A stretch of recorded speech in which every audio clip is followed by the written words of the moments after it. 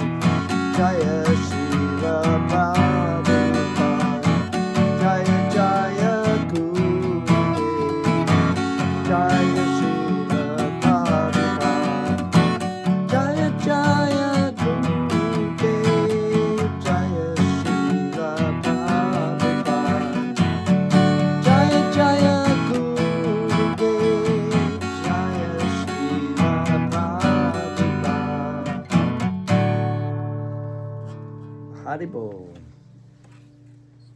Namo Siddha Swarupananda Paramahamsa Namine Gaurakaruna Swarupaya Radhakrishna Prasthayate. Om Namo Bhagavate Vasudevaya.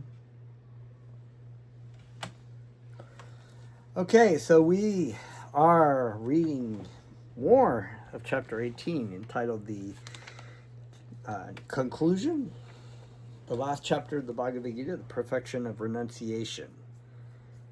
The perfection of renunciation.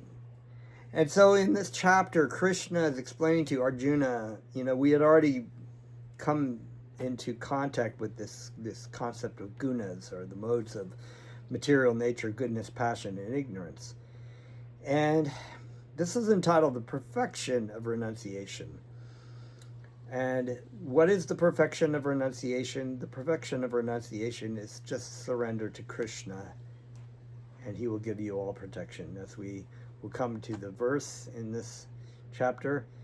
But Krishna is explaining the different gradations of types of renunciation and charity, sacrifice, in the different modes of material nature. And these different modes, they are further away as you go further down into the gunas, from goodness to passion to ignorance. They're further and further away from surrender to Krishna.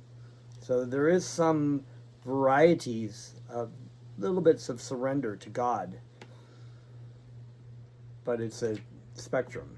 And the epitome, the ultimate essence of renunciation, of course, is the perfection of renunciation is Krishna, is surrendering to Krishna. So we are starting from text 36 and 37. Shukyam tvidanin trivijam shnu me bharatatha sarva abhyashad ramate yatra dukantam cha nigachati yatad agre vishamiva pariname mruto paman tat shukyam satvikam proktam atma buddhi prasajam. So I apologize, I'm not a Sanskrit scholar, so if you are a Sanskrit scholar, I may be butchering this, so I apologize. Doing my best to share that with you. It is a transcendental verses, so I'm trying to read the Sanskrit as best as I can, and I'm reading the transliteration, so I'm not actually reading the Sanskrit, because I don't know how to read Sanskrit. One day, maybe another life, I'll learn Sanskrit. Sukham, happiness, two, but idanim, now, trividam, three kinds, shnuru, here, me, from me, Bharata Shabha, O best among the Bharats, Abhyasat, by practice, Ramante, enjoyer, Yatra, where, Dukkha, distress, Antam, end, Cha, also, Nigachati, gains, Yat, that which, Tat, that, Agre, in the beginning, Visham Iva, like poison, Pariname, at the end, Amrita, nectar, Upanam, compared to, Dat, that, Shukam, happiness, Satvikam, in the mode of goodness, Proktam is said, Atma, self, Buddhi, intelligence, Prashadjam, satisfactory. Translation, text 36 and 37. O best of the Bharats, now please hear from me about the three kinds of happiness, from which the conditioned soul enjoys, and by which he has sometimes come to the end of all distress. That which in the beginning may be just like poison, but at the end is just like nectar, and which awakens one to self-realization, is said to be happiness in the mode of goodness. So in the mode of goodness, it does state this, but my spiritual master has stated that in approaching spiritual life and chanting and the process of whatnot, you may be living a very hedonistic life, which appears like nectar to you. Or maybe it's actually like poison, and then you find nectar. If you're fortunate, it will be like nectar to come to. But a lot of times people will come to spiritual life acting like it's poisonous, acting like it's very difficult, it's not very attractive. And this is done in. Shh, sorry, my cat. Uh, oh, well, whatever. Cat's drinking out of the toilet bowl. Material life. There he goes. So, you have a water bowl. It's just like, wow, this is like perfectly aptly. I should just show, this is like perfect for this verse because it's like material life is like drinking out of the toilet bowl of life, like, ooh, this is great. It's very refreshing. And then you would realize, oh, I'm drinking shit water that has like piss and shit in it. But so it's said in spiritual life that you come into contact. Sometimes it's not particularly attractive. I was talking to somebody yesterday. He was attracted to the philosophy and doing japa meditation and whatnot, but he had a hard time with chanting because he didn't like crowds. But the more and more that he engaged in it, it became very, very sweet. And this is what our spiritual life, we have to chant and we have to purify our hearts. And that's a very difficult thing because we may be like very attracted. Another example is to, sometimes if you eat candy, very sweet things, these things that are kind of packaged foods. We were talking about the modes of goodness, passion, and ignorance in food. And sometimes you're very attracted to the mode of ignorance in food, and you're eating it, and it's just so delicious. You love it. But if you move into the mode of goodness and you try to go back and eat those things, you're like, oh, that's just salty, or it just tastes off. I would rather have a fresh papaya or something like that. So spiritual life in the mode of goodness, you have to be purified. It's like this purification process. So what might appear as being not very attractive, like poison, it's very difficult to do. You become more and more attracted to it.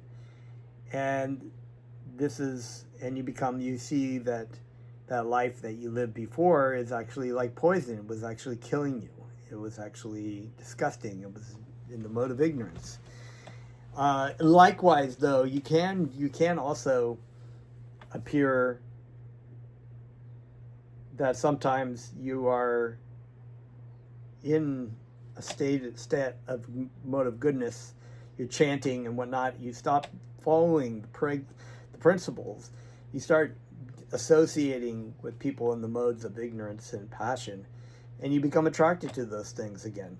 And then you find like, oh, chanting is not really interesting. It's much more interesting than this. But practical experience, this is why you're moving into the modes of ignorance and passion, because you don't have those visions anymore. You think, oh, this is a lot of fun, getting drunk all the time, or this is fun, doing drugs, or this is fun, eating meat, which are modes of ignorance and modes of passion. So what was originally was very sweet can become like poison, and those other things that are poison originally can become very sweet. So this is something that's been touched upon, this verse in general as well, by my spiritual master. So those activities that end up like nectar. So chanting Krishna's names, as you're chanting and you're purifying, it becomes more and more attractive, and then it's just a amrita. It's a nectar. It's so sweet. It's so tangible and attractive to you that you just want to drink it. Keep drinking it. Keep like what do they call that? Varuni. Balaram in the story of Krishna was drinking the Varuni honey, which is very like a nectar. You just want to keep drinking it and drinking it, and it becomes more and more attractive, and it's opening like this nectar of self-realization is opening, and Krishna is revealing himself to you. It's so wonderful. This is true happiness in the mode of goodness. purport by his divine grace. A conditioned soul tries to enjoy material happiness again and again. Thus he chews the chewed, but sometimes in course of such enjoyment, he becomes relieved from material entanglement by association with the great soul. So you can be entangled in this material, in the mode of passion or whatever, and then you become associating with a great soul, a great devotee, a devotee of Krishna, and you become influenced, and you get drawn out of that, you get purified out of that mode of passion and mode of ignorance. And I like how Bhaktivedanta Swami Prabhupada, and my Srila Prabhupada has used this as well. It says, chewing the chewed. Material life is chewing the chewed. You know, there's the story of Charlie and the Chocolate Factory. And there's a character in there that Roald Dahl has. This girl who just who chews gum all the time. Just chewing gum, you know. I see this in my middle school students. They just everybody chews gum.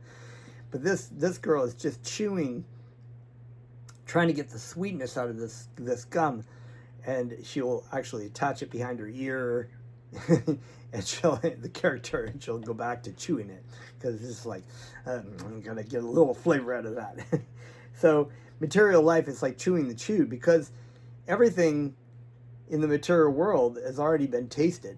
It's just atoms floating around in and out of things, and the same atoms that make up a bar of chocolate will also make up a piece of dog shit. And it's just like, is that, you know, what are we chewing? We're chewing the chewed. We're trying to get a little flavor out. You know, just trying to get it all out, you know. It's like in sugar. You know, sugar, if we took the sweetness out of sugar, it would just be a bunch of rocks, right? You know, you gotta suck out all the flavor out of this. So material life is like chewing the chewed. It's just eating the same thing over and over again, and not really getting any kind of satisfaction from it. Just trying to get the satisfaction, but not. But when a person is so fortunate to come into contact with the pure devotee of Krishna, who teaches them, who shows them the torchlight of knowledge to help them get out of this state that we're in.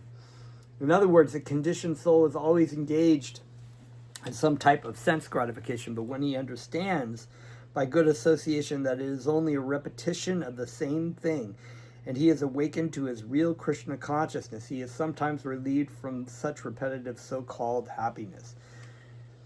They say that there's a saying that insanity is doing the same thing over and over again and getting, you know, not getting any other kind of extra result, just getting the same kind of result, which is not any kind of satisfaction, not any kind of solution, but you keep repeating it. So people in the material world, they want to just keep doing the things that they're engaged in, the sense gratification, to try to find some kind of happiness. They know that it really doesn't make them happy. Even the greatest sense pleasure out there in the material world, which is sex, is so short and fleeting. For men, it's very short. You know, you spend all this money, all this time, all this anxiety, all this longing to try to mate somebody, and then you're really just like my spiritual master Srila Prabhupada would say, you're just coming to this point where you're trying to reach that point where you have come into sexual union or the orgasm, and the orgasm is so quick, it's over, and then you're like, ugh. You know, then it's like, oh, we got to do that again, you know, like, got to find out, I'm going to put all this effort into doing these things. And so this is how material life is. And you know, when you're engaging in spiritual life, you have to engage in the material world, but we have the processes and the means by what we do and why we do it. We understand through the Vedic knowledge why and what to do with, like, food. You know, we offer food to Krishna, and then we eat it and enjoy it. We offer, you know, our sexual enjoyment for the begetting of children to raise in Krishna consciousness in marriage.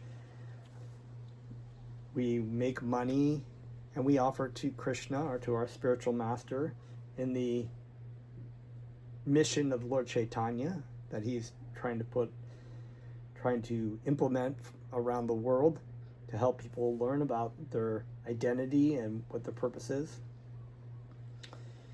In the pursuit of self-realization, one has to follow many rules and regulations to control the mind and the senses, and to concentrate the mind on the self. All these procedures are very difficult, bitter like poison, but if one is successful in following the regulations and enjoys to the transcendental position, he begins to drink real nectar, and he enjoys life. And in this age of Kali, which our minds are very disturbed, and it's very difficult for us to engage in very elaborate rules and regulations, the spiritual master comes to us and says, just chant Krishna's names. Come and chant Krishna's names, and your heart will be purified. And as it becomes purified and you're attracted to it, you naturally want to help out in some way, so the spiritual master engages you in different kinds of services. So that is the process. The process is that by applying the chanting, like the watering, which is the watering of the garden, right, our spiritual garden, by chanting Krishna's names, we can feel happiness and attraction and be able to grow and know that the things that seem very difficult in spiritual life become more and more easier, and the things that we were doing in the material life become less and less attractive. And this is what Krishna was saying to Arjuna. Krishna was telling Arjuna, just surrender unto me, just follow my lead as a disciple, and don't be attached to the result, and everything will work out okay. And those kinds of desires that you have to have family life and protect these family members from the death on the battlefield will go away, because you will have the true vision of what is really going on here. Text 38. Vishayendriya samyogad yatad agre mito panamam pariname visham iva tatsukyam rajasham smrityam. Vishaya, objects of sense, indriya, senses, samyogat, combination, yat, that, tat, which, agre, in the beginning, amrita upanmam, just like nectar, pariname, at the end, visham iva, like poison, tat, that, shukyam, happiness, rajasham, in the mode of passion, smritam, is considered. That happiness which is derived from the contact of the senses with the objects, which appears like nectar at first but poison at the end, is said to be in the nature of passion. So again, this is sort of what we're talking about. And once you're in the mode of passion, you may think things to be in the conditioned state. You may think, oh, if I just, whoa, that girl is so beautiful.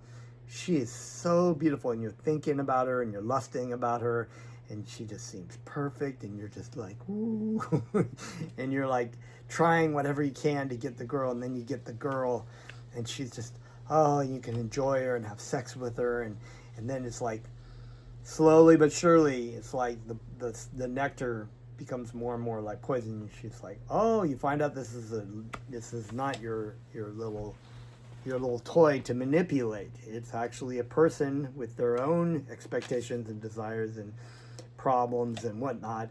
And then you're like, oh my God, she's just terrible. I got to get away from her. And then you're like, but Maya Devi just makes it so that immediately you're like, well, I made a mistake there. She wasn't the one. This girl is the one. Wow, she's so awesome. And they do that over and over and over again. Maya Devi just plays as, and it could be anything. It could be cars. It could be, material goods. It could be job. Like, oh, that job would just be great. Or, wow, if I travel to and move and live in this country, this will be much better. People who are like, oh yeah, it's much better in this country than the United States, so I'm going to leave the United States to go live in this country. And they find all these problems things you can't get in America that you can get in. You're like, oh, that wasn't really great. I got to move somewhere else. So this can be applied to many things, but ultimately one of the highest things that this applies to is the sex desire that we were talking about. Always, when you're hormonal, whatever it might be, there's that sex desire. If I just get that, oh God, if I just get that, that would be just great. That would be wonderful. Or you get that, and then you get the person pregnant, and then you're stuck with that person, and then you have to deal with them, you know, alimony, or if you're going to split up with them, and everything. It's just like, my Davy just pulls that curtain of illusion across your eyes, and it's just like, oh, you know, it's going to be great. A young man and a young woman meet, and the senses drive the young man to see her, to touch her, and to have sexual intercourse. In the beginning, this may be very pleasing to the senses, but at the end or after some time, it becomes just like poison. They are separated, or there is divorce, there is lamentation, there is sorrow, etc. Such happiness is always in the mode of passion. Happiness derived from a combination of the senses and the sense objects is always the cause of distress and should be avoided by all means. So this is why in the Varnashram system, in the ashram system specifically, students, young women and men, are sent to their respective ashrams, brahmacharini ashram or brahmachari ashram, trained in spiritual life, abstinence from sex, sexual desire. There's no mixing of boys and girls like in most schools there are mixing, and so there's active sexual activity going on between even middle school students.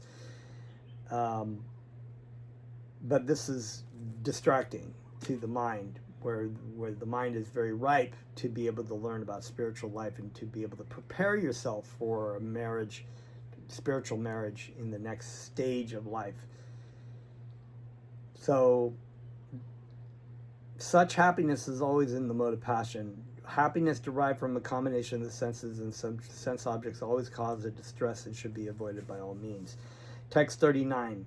Yadagre chanu bande cha, sukam mohanam atmana, nidra lasya tramadotam, ta tamasham udaritam. Yat, that which, agre, in the beginning, cha, also, anubande, by binding, cha, also, sukyam, happiness, moham, illusion, mohanam, illusion, atmana, of the self, nidra, sleeping, alasya, laziness, pramada, illusion, utam, produced of, tat, that, tamasham, in the mode of ignorance, udaratam, is said to be. And text 39, and that happiness which is blind to self-realization, which is delusion from the beginning to end, and which arises from sleep, laziness, and illusion, is said to be in the mode of ignorance. A lot of times drug use is like that, or drinking, because you think that you're going to find some kind of, you may even get in a drug fix for heavy drugs. You could start off with having just first time is amazing, and it's just like you got to replicate that, but then your body is addicted to it. So then there's that whole element of drug addiction that is a whole nother thing. It's completely mode of ignorance. One who takes pleasure in laziness and in sleep is certainly in the mode of darkness, and one who has no idea how to act and how not to act is also in the mode of ignorance. For the person in the mode of ignorance, everything is illusion. There is no happiness either in the beginning or the end. For the person in the mode of passion, there might be some kind of ephemeral happiness in the beginning, and at the end distress. But for the person in the mode of ignorance, there is only distress both in the beginning and the end. So,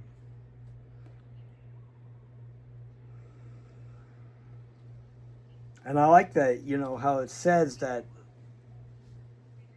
how to act and how to not act. And there's a reason why there are rules and regulation in religious life.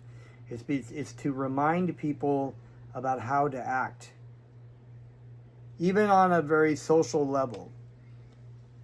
We had cited before in a previous verse about how people in the mode of ignorance are expert in insulting people, and this is something that happened recently with my daughter, experiencing the backlash of making a comment on social media and immediately having people that they don't know insult her. And, I'm not going to get into the details, but made some bad words. I said, explain to her that it's why it's better to avoid doing that, making a comment that's going to trigger people, because they will. That's what we live in, a culture of insulting people. And it's like people try to one-up their insult in comment boards, and it's just like mode of ignorance, really. It's a mode of ignorance. It's being lazy. It's not dealing, it's not dealing with anything that is spiritually beneficial to anyone. So that I brought up before. And text 40. Natad asti priti vyam va divi deveshu va punaha satvam prakriti jaya muktam ya debihi shyat tribur gunai. Na, not, tat, that, asti, there is, pritivyam, within the universe, va, or, divi, in the higher planetary system, deveshu, amongst the demigods, va, or, punaha, again, sattvam, existence, prakriti jayi, under the influence of material nature, muktam, liberated, yat, that, ebihi, by this, shyat, so becomes, tribihi, by 3 gunai, modes of material nature. Text 40, translation, there is no being existing either here or among the demigods in the higher planetary system which is freed from the 3 modes of material nature. So that's a really important point. In the material world, everyone is influenced by the material modes of nature. Even the great demigods themselves. The Lord here summarizes the total influences of the 3 modes of material nature all over the universe. So the power of material nature to shape our thoughts, to shape the way we act, how we're influenced, is so powerful. It's even so powerful that Maya Devi uses it to create an illusion in our minds that we are in control. That we are number one and we are in control, because that's what we really want. So Maya Devi just gives us that veil of illusion to think that, and we're just pulled back and forth by these different modes of material nature. But if a person understands these things, the conclusion, of course, is just surrender to Krishna, right? Just surrender to Krishna. But all these details are very important knowledge for people in the material world to understand. Scientists should know this. Great thinkers, great philosophers. And this is why Bhaktivedanta Swami Prabhupada always had, and my spiritual master too, talk to everybody, talk to professors and scientists. And he would have conversations with people from other religions. There's books out there I've seen by some of the disciples of Bhaktivedanta have collected the commentary, what Bhaktivedanta. There's a lot of conversations. I would recommend looking up some of those, and very, very interesting conversations between Bhaktivedanta and all these people. And there were many professors and thinkers. One person I could think of was Thomas Merton. I like Thomas Merton because as a Catholic, when I was raised as a Catholic, I didn't really prescribe to the Catholic doctrine. There were so many problems to it, but Thomas Merton he had a bit of a vision in what he was seeing, and he also wrote an introduction to one of the Bhagavad Gita editions for Bhaktivedanta Swami Prabhupada. So he had read the Bhagavad Gita as it is, but he also was one of these people that had a good vision, because he had actually studied Eastern religions and other religions other than Catholicism, and had conversations with people. So this is a good thing to actually have conversations with people, but also it's important to know who you take as your teacher, right? As well, because there's a lot of bogus stuff as well. So text 40. No, I think I read that. The Lord here summarizes the total influences of the 3 modes of material nature all over the universe. Brahmana, this is text 41. Brahmana kshatriya vishyam shudra nam cha parantapa karmani pravi bhaktani svabhai baba prabhavyavargunari. Brahmana, the Brahmanas, Kshatriyas, the Kshatriyas, Visham, the Vaishyas, Sudram, Pranam, the Sudras, Cha, and Parantapa, o subduer of the enemies, Karmani, activities. Pravi Bhaktani are divided, Svabhava, own nature, Prabhavahi, born of, Gunahi, by the modes of material nature. Translation, text 41. The Brahmanas, Kshatriyas, Vaishyas, and Shudras are distinguished by their qualities of work, O chastiser of the enemy, in accordance with the modes of nature. So, important point. So this is the Varna system, the Varnashram system, and they're different, like, I hate to use the word caste because that has a negative connotation, but there are systems by which a person has tendencies, they will fall into one of these categories. So in modern day India, there is a caste system of the untouchables, which is kind of like the dog eater, I guess, below dog eaters, but it was a created system. So they made the caste system into a mechanical thing instead of like the spiritual. Brahmanas, of course, are priestly caste. Kshatriyas, warriors and administrators. Vaishyas are merchants and agriculturalists, and Shudras are workers. So Brahmanas, Kshatriyas, Vaishyas, and Shudras are distinguished by the qualities of work, O chastiser of the enemy, in accordance with the modes of nature. So they all of them are in particular modes of material nature. And text 42, Shamo Damash Tapas Shacham Kshantir Arjavam Evacha Gananam Vigananam Ashtikyam Brahma Karma Svabhavajam. Shama, peacefulness. Damaha, self-control. Tapa, austerity. Shacham, purity. Kshanti, tolerance. Arjavam, honesty. Eva, certainly. Cha, and. Gananam, wisdom. Vigananam, knowledge.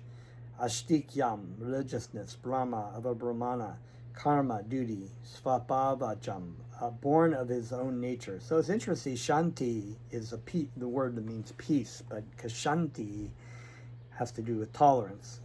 And you need to be, in order to be tolerant, you have to be peaceful in the mind. So that's a good relation there. Peacefulness, and it is translated as peacefulness. Peacefulness, samaha, that's another word for peacefulness. Peacefulness, self-control. Austerity, purity, tolerance, honesty, wisdom, knowledge, and religiousness, these are all the qualities by which the Brahmanas work. And Brahmanas are generally in the mode of goodness. They're supposed to be. Sharam, heroism, Teja, power, Dyutihi, determination, Daksham, resourcefulness, Yude, in battle, Cha, end, Api, also, Apalayanam, not fleeing, Danam, generosity, Ishvara, leadership, Baba, nature, Cha, Kshatriyam, Kshatriya, Karma, duty, Svabhavajam, born of his own nature. Heroism, power, determination, resourcefulness, courage in battle, generosity, and leadership are the quality of work for the Kshatriyas. So you think about these things. I mean, Arjuna was a great hero. He's very powerful. He was generally very determined, but as a Kshatriya, you need to be determined to want to fight your battle. Resourcefulness, Kshatriya is very intelligent, thinking about how to manipulate. And even Arjuna at the beginning of the battle had decided he wanted to go as like a general to observe these opponents' phalanxes and arrangements of warriors in order to think of ways to counterattack them. Courage in battle. You have to be courageous when you're having things happening all around you. People's heads getting cut off. They cited the example of like just tons of heads. All the earrings of the warriors' heads ears were like Timtila fish. They were shining in the sun. There's like rivers of blood. Craziness. Elephants and smashed arms and chariots and all these things. But you have to be very courageous to have that.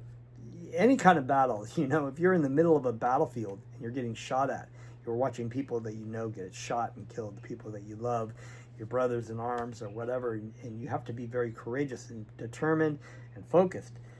Generosity. Okay, so as a kshatriya, and this is cited a lot of times in the Mahabharata, there, as an administrator and kings and warriors, they have to be generous in protecting the civilians and taking care of the civilians. Leadership are the qualities of works for the kshatriyas. They have to be a great leader too. And even administrators, politicians generally should have these kind of things. They should be great heroes, they should be powerful, they should be determined, they should be resourceful, generous to the people that they're serving. I don't know about most politicians fall under this, but not very good leaders.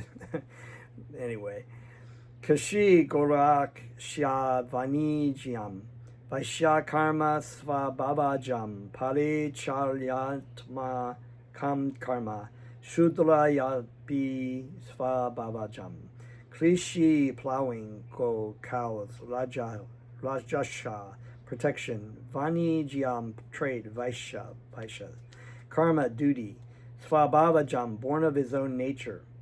See, that's an interesting thing. Born of your own nature. If you're born, you come into the material world with a particular set of karmic reactions and activities and things that you're going to be good at, and you're going to be talented in, and maybe particular consciousness that you're going to be carrying. So you'll be falling into one of these caste systems, and you have a duty, you have a responsibility in the varnashram system to follow the system according to basically elevate yourself spiritually. Which is why the modern day caste system has become corrupted, because it's not about spiritual elevation, it's about materialism, really. It's about, I'm a higher caste than you, and you're not a real Hindu or whatever. It's like farming, cow protection, and business are the qualities of work for the Vaishyas, and for the Shudras there is labor and service to others. So even these duties, cow protection, farming to give to the community, to take care of the earth and have ways of feeding the community and society. Protecting cows, that's actually right up there in spiritual life. Protection of cows, very pleasing to Krishna. Doing business in service of Krishna. And, if you're a Shudra and you're working in the working class, then you have a service, you have a working expectation to be able to serve others, because most Shudras, that's what they do. They work, if you're working in kind of a working field, you maintaining roads, you're serving it, so you're fixing the roads so people can drive on them. So there is purposes for all these varna system subdivisions. Sve karmani abhirataha samsiddhim labate naha swava karma nirataha siddhim yatta vindati chachru. Sve on, karmani in work, abhirataha, following, samsiddhim, perfection, labate, achieves, naraha, a man, svakarma, by his own duty, nirataha, engaged, siddhim, perfection, yatta, as, vindati, attains, that, shnuru, listen. Translation, text 45. By following his qualities of work, every man can become perfect. Now please hear from me how this can be done.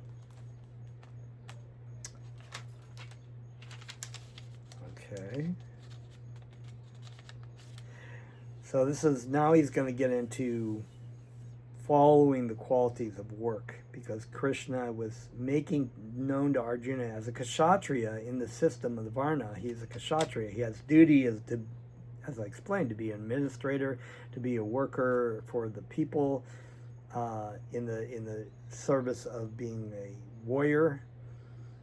And so he wanted to be a brahmana, or he wanted to be a yogi, or whatever. He wanted to be maybe even outside of the varnashram system. I don't know exactly what.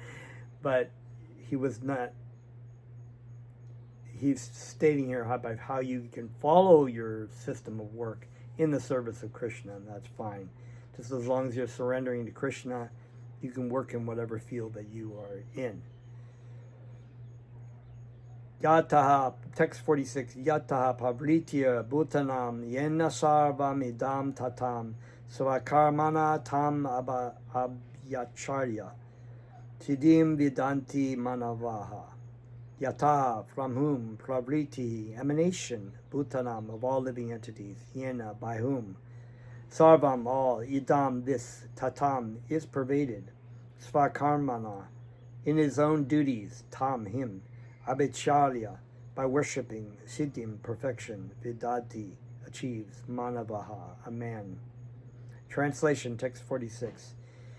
By worship of the Lord, who is the source of all beings, and who is the all-pervading, man can, in the performance of his duty, attain perfection. So there we go. As stated in the 15th chapter, all living beings are fragmental parts and parcels of the Supreme Lord. As such, the Supreme Lord is the beginning of all living entities. This is confirmed in the Vedanta Sutra Jamadi Ashyayataha. The Supreme Lord is therefore the beginning of life of every living entity. And the Supreme Lord, by his two energies, is external energy, and internal energy is all-pervading. So Krishna is pervaded within and without.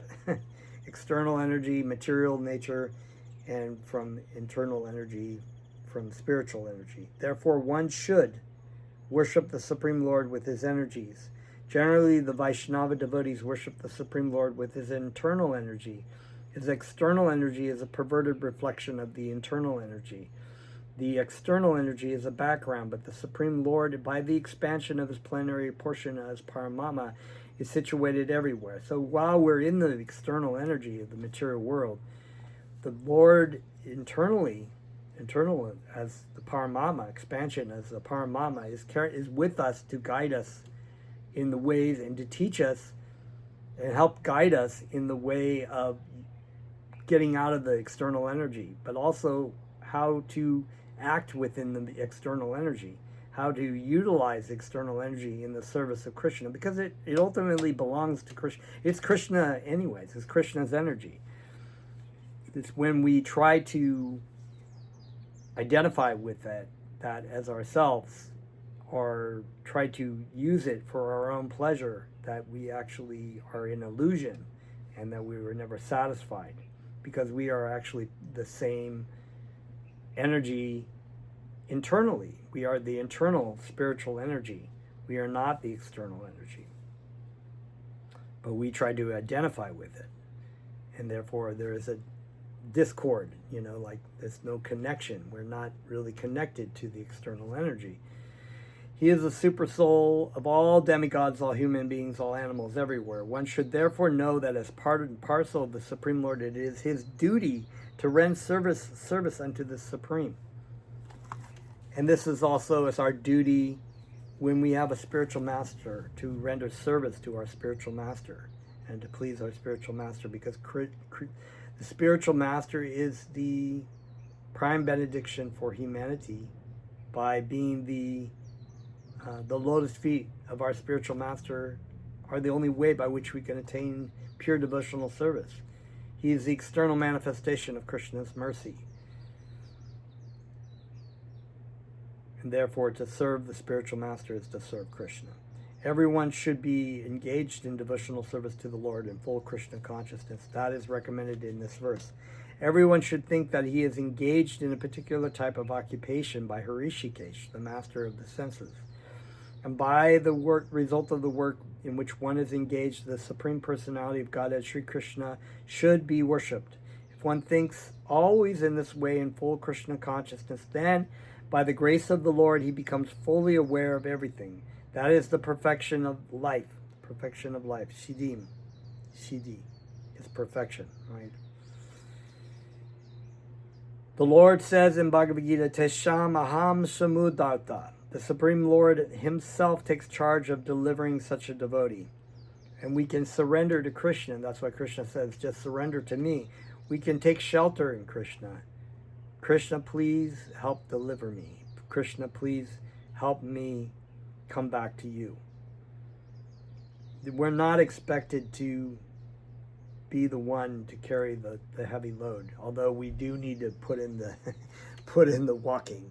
We do have to do what our spiritual master instructs us to do. But Krishna is always there guiding us. He is carrying us. The Supreme Lord himself takes charge of delivering such a devotee. That's great, you know. That is the highest perfection of life.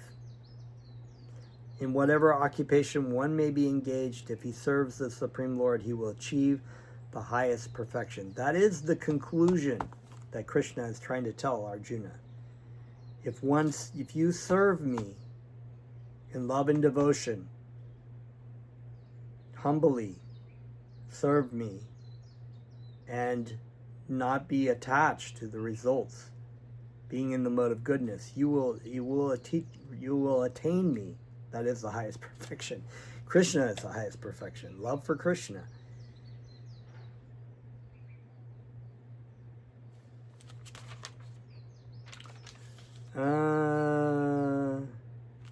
Okay. Maybe I could eat this one out here. Srelan Svadharma Vigunaha Paradharmat Svanushtitat Titat Svabhava Niyatam Karma Kurvan Apnoti Kilbisham Shreyan. Better. Svadharma, one's own occupation.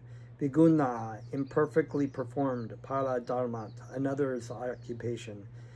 Svanushtitat, perfectly done. Svabhava Niyatam, prescribed duties according to one's nature. Karma, work. Kurvan, performing. Na, never. Apnoti, achieve. Kilbisham, sinful reactions. Translation, text 47. It is better to engage in one's own occupation, even though one may perform it imperfectly, than to accept another's occupation and perform it perfectly. Prescribed duties according to one's nature are never affected by sinful reaction. So he's telling himself he may have been a perfect yogi, but his duty is to be a kshatriya. One's occupational duty is prescribed in Bhagavad Gita, as already discussed in previous verses. The duty of a brahmana, kshatriya, vaishya, and shudra are prescribed according to the particular modes of nature. One should not imitate another's duty. A man who is by nature attracted to the kind of work done by shudras should not artificially claim himself to be a brahmana, although he may be born into a brahmana family. In this way, one should work according to his own nature. No work is abominable if performed in the service of the Supreme Lord. Followed by another line. I was about to say, some works are abominable, like sex workers or being in a slaughterhouse, right?